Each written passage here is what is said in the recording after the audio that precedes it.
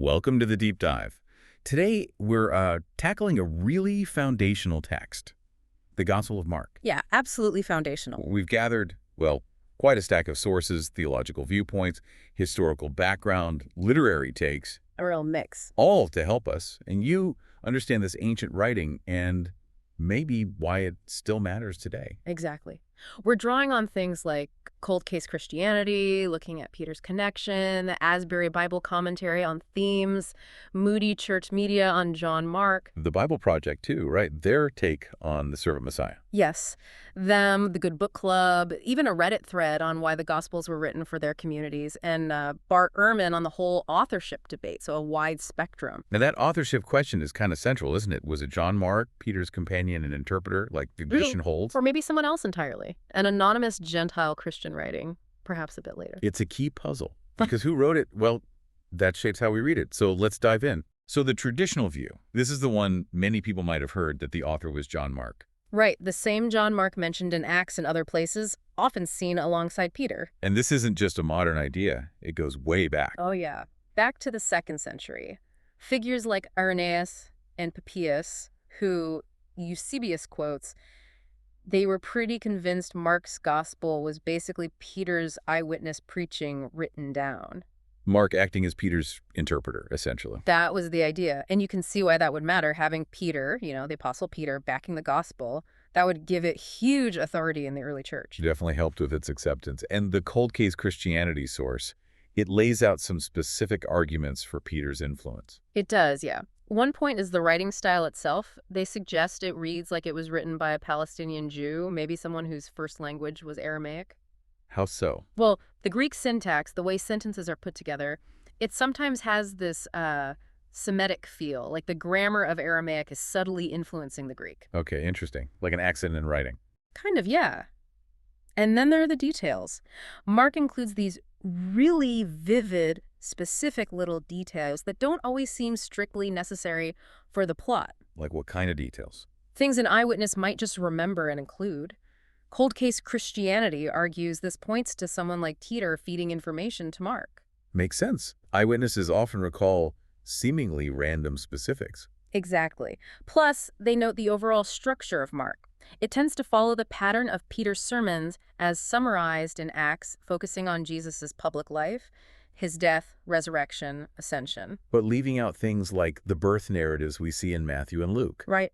Omitting those nativity stories. Now, here's a really intriguing angle from that source, looking at what Mark doesn't say about Peter. Ah, yes. The omissions argument. They suggest Mark might have deliberately left out or downplayed incidents where Peter, well, doesn't look his best. Moments of failure or confusion. Almost like Mark is being discreet, protecting Peter's reputation. That's the theory. And they list examples. Take the miraculous catch of fish. Mark's version is brief. Luke's version, it highlights Peter feeling ashamed, unworthy. Okay. Mark states over that bit. Or when Jesus heals the woman in the crowd. Luke includes Peter kind of complaining about the crowd pressing in, which sounds a bit clueless in the moment. Mark leaves that out. Interesting. What else? Peter's struggling to understand parables, his doubt when trying to walk on water. Mark's accounts are often less detailed on Peter's shortcomings compared to, say, Matthew. Even Peter rebuking Jesus about suffering. Mark includes it, but Matthew's version perhaps feels a bit harsher on Peter. Right. And they also mention things like Peter's comment about money, the prediction of his denial, the foot washing scene, which Mark omits entirely. And the actual denial scene, Luke gives that detail about Jesus looking directly at Peter. Mark doesn't include that specific, powerful moment. So the argument is this pattern of downplaying Peter's flaws points to Mark's close, perhaps protective relationship with him. It's a compelling case based on omissions. But it's not just omissions, right? They also point to things Mark includes. Yeah, small details that seem to fit Peter's perspective. Like Peter being the one searching for Jesus early on, or mentioning Peter's house in Capernaum as a base. Things Peter would naturally know and mention. Also, Peter noticing the withered fig tree the next day, or Peter being among those asking Jesus about the temple's destruction. Little touches that feel like they come from personal memory. Exactly. They might not be theologically crucial points, but they add this layer of eyewitness texture, potentially from Peter.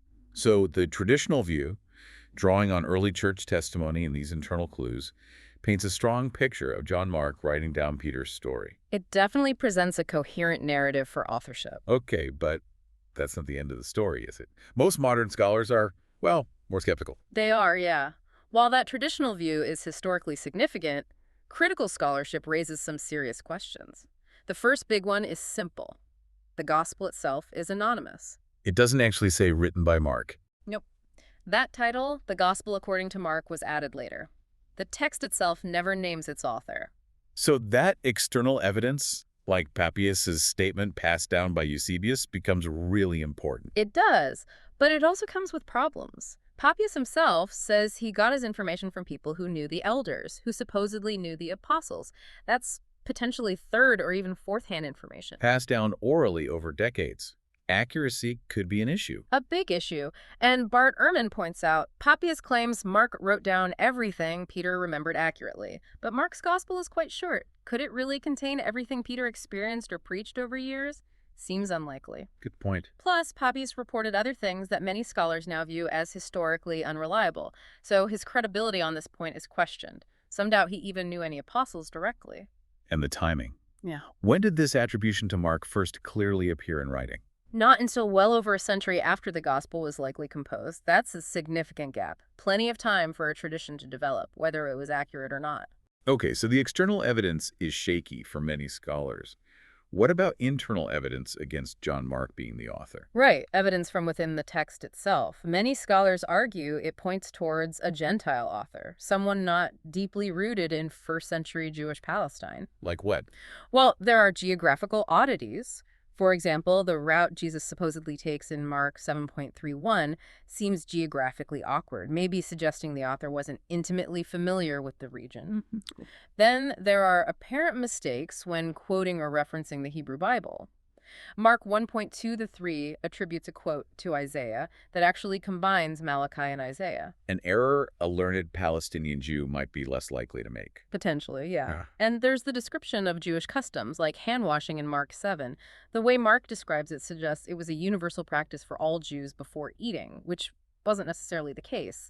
He seems to be explaining it to an audience unfamiliar with these nuances. So he sounds like an outsider explaining Jewish practices. That's how many scholars interpret it. Taking all this together, the anonymity, the questions around Papias, the time gap, the internal clues suggesting a non-Palestinian author. But the consensus shifts. Right. The dominant scholarly view today is that the author was likely an anonymous Greek-speaking Christian, probably writing outside Palestine, maybe in Rome, maybe around 70 CE, possibly using various traditions, some perhaps connected to Peter, but not necessarily John Mark himself acting as a direct scribe. So, as Ehrman puts it, the traditional authorship claim is not proven. Essentially, yeah, it remains a possibility, but many find the evidence leaning another way. Okay, so the who wrote it question is complex and debated. But let's shift gears slightly. Regardless of who wrote it, what is this gospel actually about? What are the big themes? Yeah, great question. Because the message itself is incredibly powerful. The Asbury Bible Commentary really emphasizes Jesus as the suffering servant Messiah. That's core to Mark. So not the conquering king Messiah many expected. Exactly. Mark portrays Jesus' whole ministry as this determined path towards the cross. The crucifixion isn't portrayed as a defeat, but as the fulfillment of God's plan, the moment Jesus is paradoxically revealed as God's son. And his death achieves something. Yes, it secures salvation for this new community of faith Mark is writing for, and for that original audience, likely facing hardship, maybe even persecution. Seeing Jesus remain faithful through suffering would be hugely encouraging, right? Absolutely. Stick with it, just as Jesus did. Another massive theme is just, who is Jesus? His identity. Definitely. Mark wants the reader to grasp who Jesus truly is. And crucially, Mark links Jesus' identity as Messiah directly to his destiny, suffering, and death. The Bible Project highlights Peter's confession, "You are the Messiah," as a key moment in the first half. It is a real turning point. But then, bam! Jesus immediately redefines messiahship. It's not about glory. It's about suffering, rejection, death. Which must have been shocking. Totally shocking. It flies in the face of popular expectations. And this connects to the whole messianic secret idea. Jesus telling people, demons, even the disciples sometimes, shh, don't tell anyone who I am yet. Why do that? Well, the thinking is Jesus needed to control the narrative. If word got out too early that he was the Messiah, people would misunderstand. They'd expect a political, military leader to overthrow Rome. He needed to define messiahship on his own terms first. Yeah. The suffering terms. Exactly. Avoid that popular but incorrect expectation. He only really lets his identity become public, according to the Bible Project, with the triumphal entry into Jerusalem in chapter 11. That's the moment he publicly claims it, but on his terms, riding a donkey, heading towards sacrifice. Authority is another big one in Mark, isn't it? Huge. Jesus acts with this incredible authority right from the start. His teaching, his healings, casting out demons. Right. Controlling nature itself, calling disciples who just drop everything and follow. People are constantly asking, who is this guy? That question echoes through the first half. And it all points towards his divine identity and the arrival of God's kingdom. Precisely. Which leads into discipleship. Mark is brutally honest about the disciples. Yeah, they don't come across as geniuses, do they? Not at all. Following Jesus means denying yourself, taking up your cross, Mark 8.34 says. But the disciples, they constantly misunderstand. They fail to grasp the parables. They're clueless after the feeding of the 5,000. Mark even says their hearts were hardened after Jesus walked on water. It's quite striking how often they mess up. It is. But their failure, their lack of understanding, actually serves to highlight Jesus' uniqueness and the true nature of his mission. They act almost as a foil. The Good Book Club source also mentioned Mark's focus on Jesus' humanity. Yes, Mark shows Jesus experiencing emotions like pity or compassion very directly. And Mark often gives quite graphic details about the suffering of the people Jesus heals, like the Gerasene demoniac. It grounds the story. Makes Jesus feel more relatable, maybe, and emphasizes the reality of the suffering he came to address. Could be. And this all ties into the concept of the good news, the euangelion. Which the Bible Project points out was a Roman imperial term. Exactly. Usually announced the emperor's victories or birthday. Mark co-opts it. He says, this Jesus Christ, the Son of God, this is the real good news.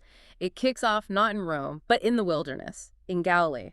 It's a counter-narrative right from verse 1. A challenge to Roman power structures. And offering a different kind of power. Not domination, but service and sacrifice. Remember Mark 10? The Son of Man came not to be served, but to serve, and to give his life as a ransom for many. That's a radical redefinition of power. Totally. And this kingdom Jesus brings is especially for the marginalized, the aklos, the crowds, the sick, the poor, the overlooked. Like the feeding of the 5,000, not a market transaction, but a miracle of abundance, a gift. A different kind of economy, a different kind of community.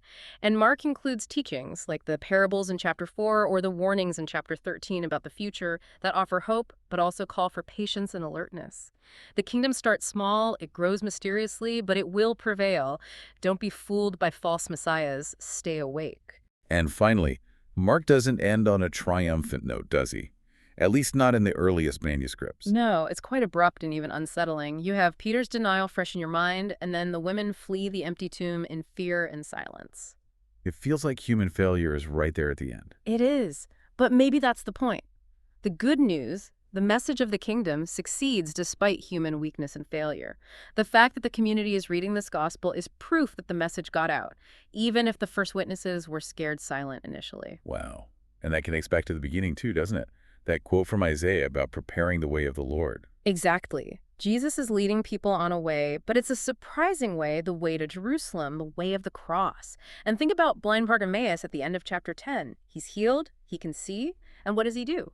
He follows Jesus on the way. Symbolizing, seeing the truth, and following the path of the suffering Messiah. That seems to be the implication. It's about seeing Jesus for who he really is and choosing to follow that path, challenges and all.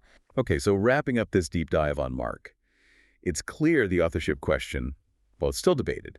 Strong arguments on both sides. Peter's influence versus an anonymous Gentile author. Right, the jury's still out for many. But whoever actually held the pen, the gospel itself packs such a punch.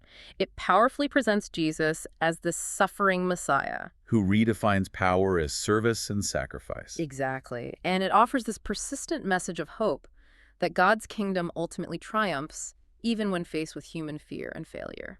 So maybe a final thought for you listening.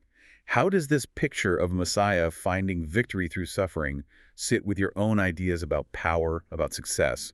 What kind of way are you trying to follow in your life? Does it resonate at all with the self-giving path Mark lays out?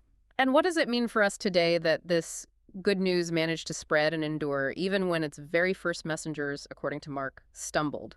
Something to think about. Definitely something to think about. Thanks for joining us for this deep dive.